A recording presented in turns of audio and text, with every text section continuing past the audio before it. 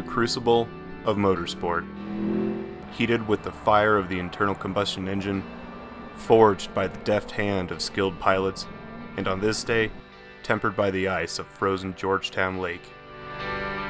Was I worthy? Could I emerge unscathed? Could I emerge victorious? The only way to know was to try.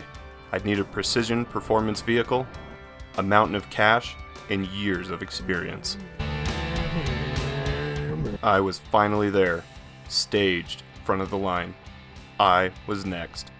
I was ready. Traction control? Off. The previous participants exited the track, and I proceeded to the starting line. I signaled to the other driver I was ready. He signaled back. The race was on. The all-wheel drive system of my F-150 caused me to veritably leap off the line. It took me months, but I was finally able to scrape together the $55 for the entrance fee. And now at long last, I was there, on the track. A scant minute and a half later, I was across the finish line at well over 13 miles per hour. And while I had lost the race, I had won the day. I had competed in motorsport and lived. Introducing Georgetown Lake Ice Racing. Racing on Georgetown Lake takes place every winter in January and February, and for decades has been organized by the Our Gang Four-Wheelers Club. There are 3 divisions you can participate in, ranging from bare rubber, street legal vehicles, to purpose-built ice racing machines, affectionately referred to as cheaters due to the bolts embedded in their tires. I've put a link to their site in the description for more details, but basically, as long as your car has 4 or all-wheel drive, there is something for you to compete in. And if you don't feel like competing, they also hold a Sunday Fun Day event for those that just want to experience driving on the ice.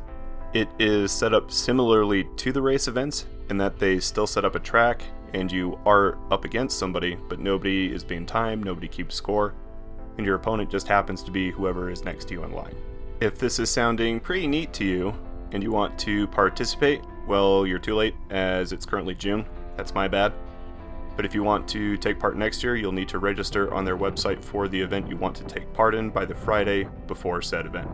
Expect to pay about $50 all said and done, and be prepared to wake up early.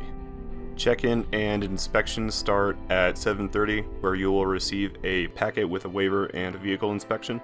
You'll need to fill this out and park with your hood up for the inspector. After your inspection, you'll go to a trailer with your paperwork, at which time you'll receive a number if you're racing or a Fun Day paper if you're not, and can then proceed to park on the ice. At 9 a.m. there is a mandatory driver meeting where you'll receive instructions and rules for your respective events. After the meeting, it's time to line up and start racing.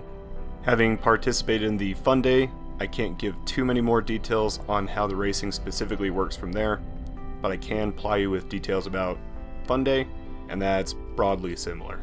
On the day I participated, there were some 30 to 40 other cars ranging from Teslas to pickup trucks, all of which line up 2 by 2 at the staging line. There's an official there for at least part of the day, making sure everybody's on the same page and directing drivers to the starting lines. From the staging line, 2 drivers proceed to opposite sides of the track where they acknowledge to each other they are both ready, and then proceed to race 1 lap. Upon lap completion, both drivers proceed back to the line opposite from where they started.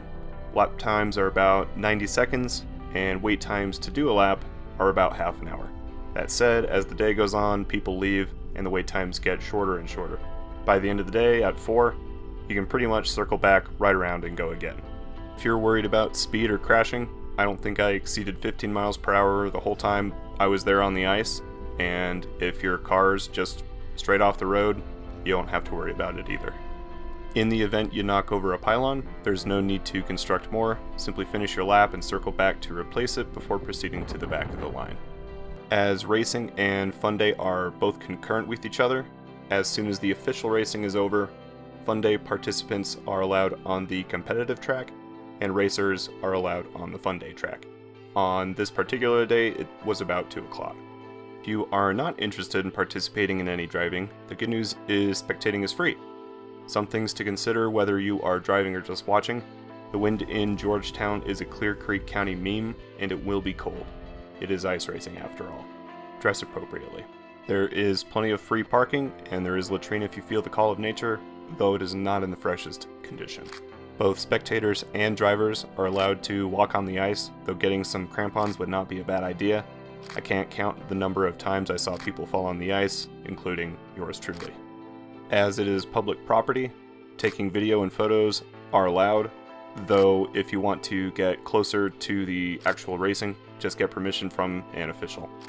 If you do want to watch, Saturdays are going to be the most exciting, as those are the days they hold the studs and cheater events. They actually get up to more than 15 miles per hour, and they get some pretty sick rooster tails going. Anyway, I had a lot of fun both watching and participating. There are definitely worse ways to kill $50 in a few hours on a weekend. At worst, you burn some fuel and fall on the ice a few times, but at best, you might learn something about car control, and you might make some friends. That's all I have for today. Have a good one, and I'll see you next time for another winter-related event just in time for summer.